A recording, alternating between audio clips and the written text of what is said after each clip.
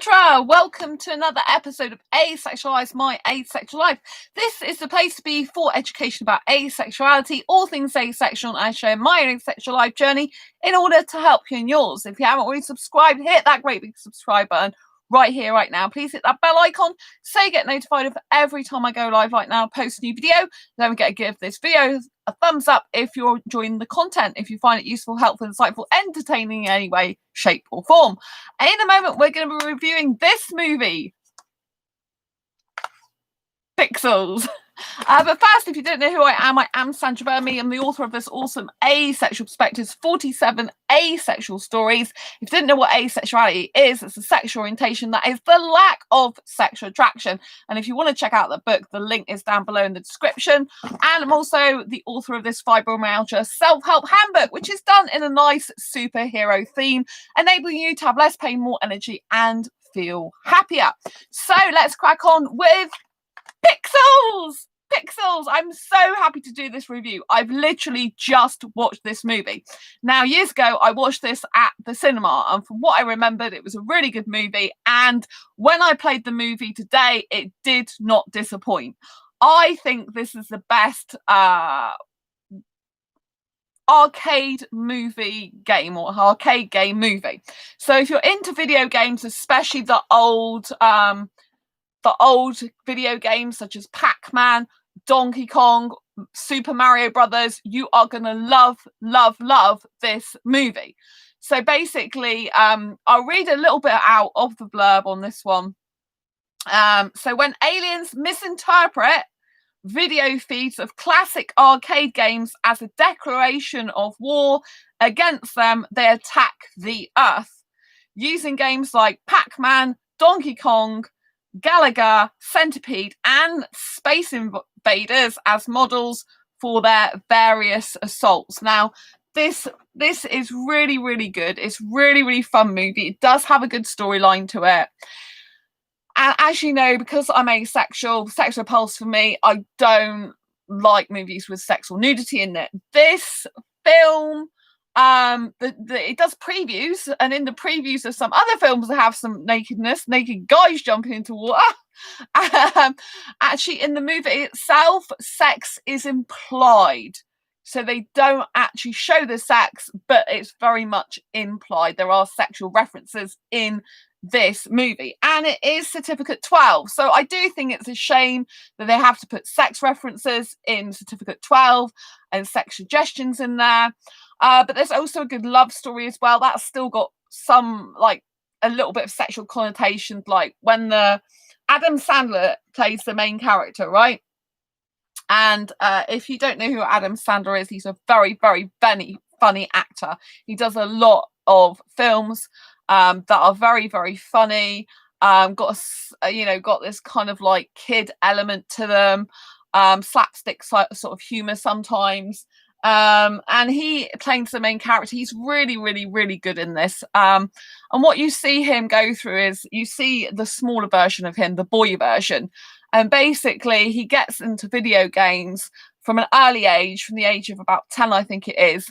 And he discovers this hidden talent. And this is for being able to literally go through the levels of arcade games and really, win them. And he takes part in this really huge competition with this guy here. And basically, they compete in the finals, this major competition. And Adam Sandler, who's the main character, that's not his real name, that's his that's his real name, but it's not his real name in the movie. Adam Sandler's his real name, the actor name, but he's playing the main character. So basically his character and the dwarf guy, they are in competition, and he loses Donkey Kong to this guy here. And so he's always felt throughout his life he's a loser. It was one thing he was good at, and he's really upset about it. And so he decides to install technical equipment such as video games in other houses. And so he installs it. Instead of creating technology, he actually installs it. So he's like, years later, you see him as a grown-up, that he is there. And I say as a grown-up, obviously he's like a kid in the movie. And when he's going to install this equipment, the PlayStation and all this surround sound, he stumbles across this woman whose husband has just left her for a 19-year-old, and this woman's got a son. And straight away, he's attracted to this woman physically, and you know, like with her looks, aesthetically, I should say. And then he finds her sobbing in the closet, so he goes to talk to her because she doesn't want to see her son watching her sob. And so basically he then goes to kiss her, and she's like, basically, what you doing? And so, but it's really funny because his friend, one of the ones he used to play arcade games with, is actually meant to be the president now. And so this woman whose closet he happened to be in because he was installing some gaming equipment and surround sound in a house, she happens to be part of his friend, the president's you know, like presidential constituency, basically. And so but what happens is the all these arcade games, the Pac-Man, the Donkey Kong, the Super Mario Bros., what happens is these aliens basically send them all these characters out of all the old arcade games to come and kill people, well, zap people up, basically, remove their, like, it's called pixels because they pixelate them. So the human beings, they end up being pixels like them, basically. And it's really good because all of these you know, the games Centipede and Pac-Man, they all end up coming to Earth, and the main character has to kill them off with these others to save the world. And it's really, really, really amazing special effects. It's incredible to see all these characters come to life. There's like a robot in it. There's Pac-Man. There's Super Mario Brothers. There's Centipedes. There's a whole host of other characters out of different arcade games, and they just end up infiltrating. You know, they end up infiltrating Earth. And so the guy Adam, who plays the main character, he is his real name's Adam. He is his fictitious name's on here, so Sam is his name in the thing. So Adam, who plays Sam's Sam is the person that basically has got to save the day in the end, because the guy who was supposed to be the best at Donkey Kong, he ends up going to a river. And so Adam, who plays Sam, he has to save the day, and he's always felt he was second best to this guy. And you find out in the end that this guy was cheating all along, so he is actually the best. And in the end, there's this like major fight on the spaceship with Sam and Donkey Kong, and the woman he's fallen in love with, who ends up falling in love with him, who works basically for the president. He's had to work with the president and all like his constituent and the army people to actually teach them how to fight and kill all these arcade games. But of course, they're not really got that mindset, whereas Sam and his team have. So they're a team of nerds, basically, that end up saving the world. It's the Donkey Kong thing at the end, the game they're in, is pretty incredible. It's really good fun. You see all the barrels that go on fire, and they're trying to dodge all the barrels and smash them up and stuff like that. And it's really good for, you know, like I think I've reviewed Ready Player One before in here, right, which is an awesome video game film. This is like a traditional arcade game film. So from the point of view of a movie, if you love the traditional arcade games, I would say this is the best movie for you to watch. It's really fun, really action packed, really good storyline. Obviously it's a bit of fun, it's quite kiddish in a lot of ways, but yeah, I mean, you know, there's a romantic storyline going on between him and the woman, which is all next to him in the end. And then he does clearly like sex, so there is sexual connotations on there. He ends up being in prison, this guy, and he has to come out to help Sam save the day. So, but his request is to be with two women in a room, basically having sex. So you don't see the sex, but, you know, it's a shame they have to put it in movies, but, you know, they didn't actually show nudity or sex actually in that movie itself. Like I said, there are special features on here. One of them is the previews of the different movies, and there's a preview of guys actually going into a river like naked, and you don't see the front, only the back of them. So that's a bit different to women's bodies always being shown. But in the main movie, it's really good fun. I really enjoyed it. I would watch it again. Probably would be a movie that I want to watch time and time again. It's very funny in places, very colourful, very interesting. And so, I just really liked it. I thought it was really, really good. You can see all these sort of characters are out of like different arcade games and stuff. It's really good fun. I'd highly recommend that you do get this and rent it out. Once this live stream is ended and it's processed, I will put the link in the description to get it via Amazon if you want, so at least you know where to get it. And so yeah, it's really funny film. Go and watch it. It's great. Especially the UK, as I'm currently recording this in 2021, has gone into a lockdown again. So it's more time to watch movies and live the life of your more introverted dreams, if you like. You can do. I'm going to be, working back on the Asexual Guide to Sex book today. I'm really looking forward to that. One of the interviewees has got additional information to add to their own story. And the lockdown gives me time now to actually get on with my own story. I haven't been very well, which is why I haven't been on this channel as much. I've had lots of physical symptoms and rashes and stuff from anxiety and stress. So yeah, I've had to deal with that. So, but 2021 is a different year, and Asexual Guide to Sex will be coming out this year. I've got another asexual who wants to buy it. They're like, don't forget to put me down for it. So it's really, really good.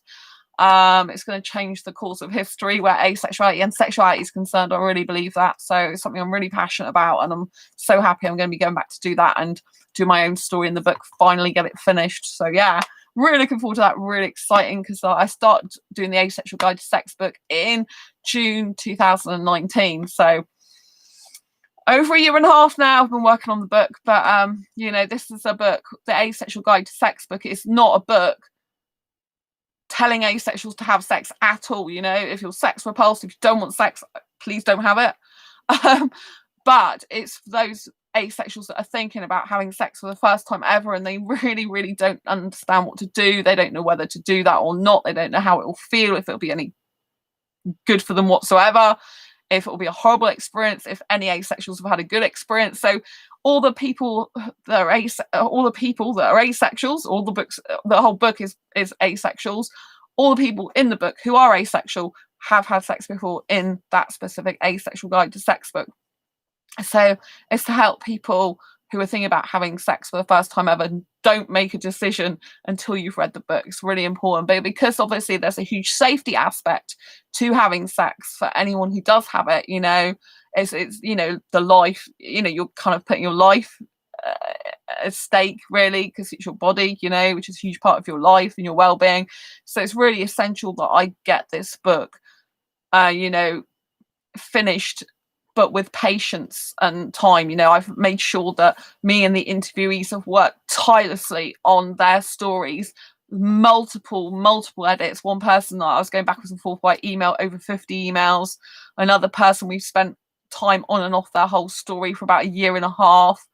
So it's something that's not just, like when you get the book, it's done in terms that's very easy to understand, but it's taken ages to get it to that level where people can share their asexual sex stories and be able to express themselves and how they felt and give advice and guidance without,